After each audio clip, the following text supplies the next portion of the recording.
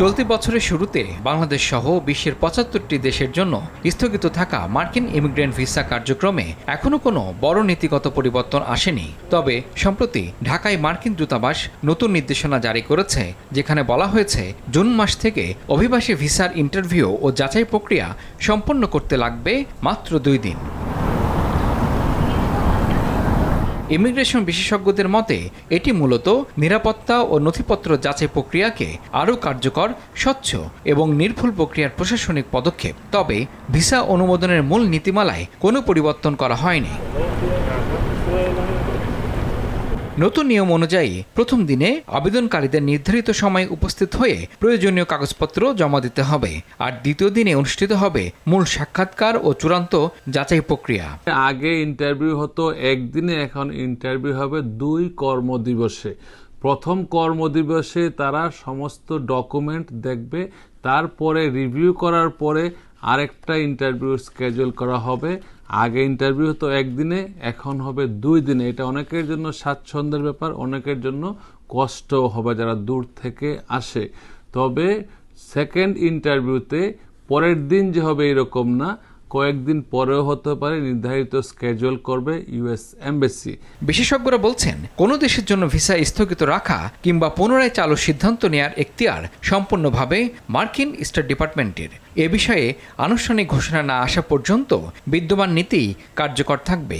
Visa ইস্যুর ক্ষেত্রে কোনো পরিবর্তন এখনো আসে নাই। ডিপার্টমেন্ট অফ স্টেট যখন বলবে তখনই পরিবর্তন আসবে। রিসেন্টলি 75 কান্ট্রির উপর ইমিগ্রেন্ট ভিসা ইস্যু করাতে যে প্রতিবন্ধকতা বা যেই ধরনের নিষেধাজ্ঞা ছিল এবং যেই স্থগিতাদেশ আছে, এখনো স্থগিতাদেশ বলবৎ আছে।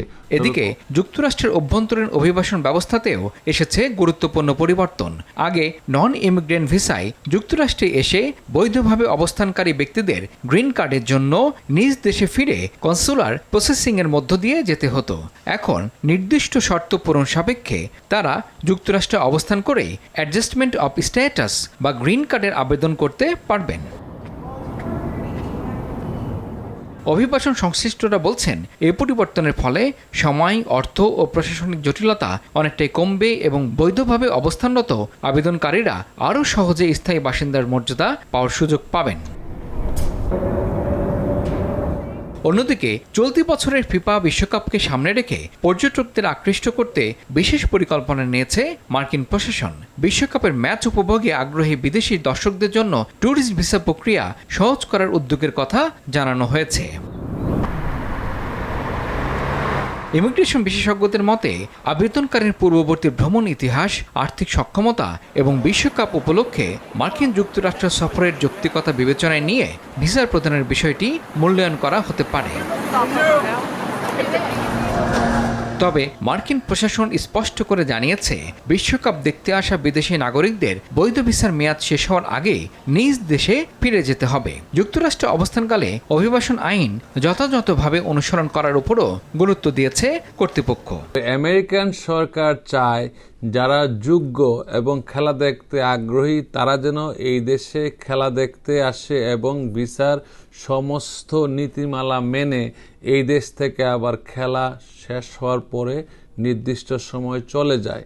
কিন্তু অনেকেই হয়তো ভাবতেছেন এখানে এসে থাকবেন, খেলা দেখার উদ্দেশ্যে থেকে যাবেন। যদি কোয়ালিফাইড পিটিশন থাকে, কোনো অ্যাপ্লাই আগে করা থাকে, অথবা আপনি অ্যাডজাস্টমেন্ট করার জন্য যোগ্য হয়ে থাকেন, হয়তো থাকতে পারেন, এক্সেপশন এখানে আছে।